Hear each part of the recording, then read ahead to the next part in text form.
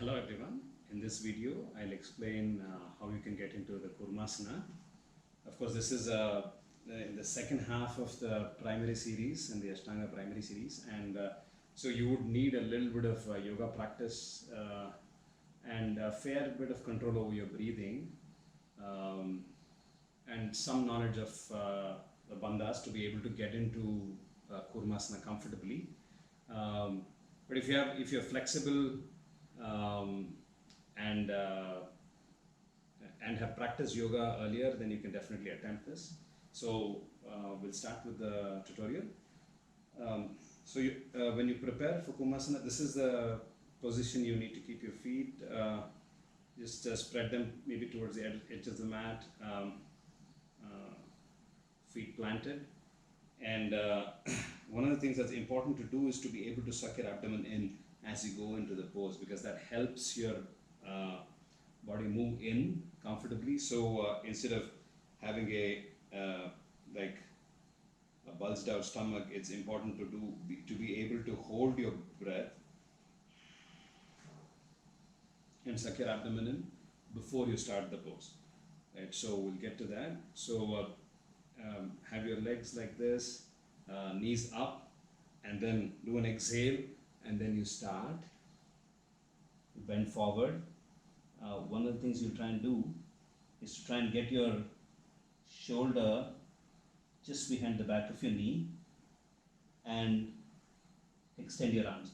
So one of the things you can try and do is to press your palms down and raise your elbows. So this kind of gives you an idea of how prepared you are for Kurmasana.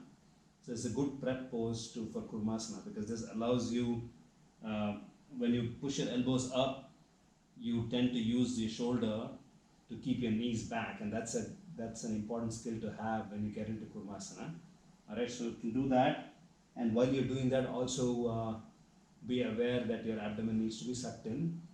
Okay, once you are there, then what we can do is we can just extend your legs forward, and you can extend both your legs together or one at a time, whatever you're comfortable with. Now extend your arms as well to the side, and I'm just showing this, one leg at a time, so you get an idea what you can do. So you can extend your legs. One of the things that's important to do is to not let your legs slip away. It's important to try and keep your knees facing the ceiling. So you need to kind of rotate your feet inward, right? A little bit inward rather than outside. A little bit inward and straight. And then you try and press your shoulders down onto the mat. Look up and breathe. Right? This is Kurmasana. What you can do to tighten the pose is to just bring your feet a little closer to each other. Rotate in. Press your shoulders down. Focus on your breathing. Do a full exhale. Focus on your breathing, and then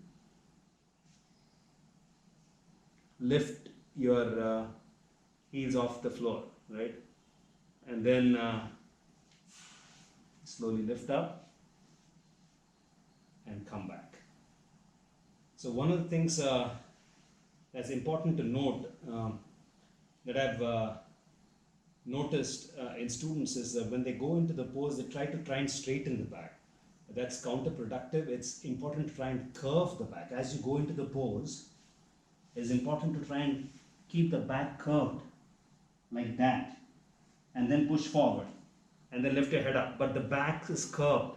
That's very important. Not trying to straighten the back in Kurmasana, right? So it's not so helpful given the anatomy of your spine. So trying to curve the back and then extend your legs while you lift your chin up and look up would give you the anatomical benefits as well. And you can control the whole pose by having the bandha on, by being able to suck your abdomen and then breathe through your chest. Okay, so that's Kurmasana, and without the vinyasa and everything. So if you have any questions, let me know and I'll try to respond.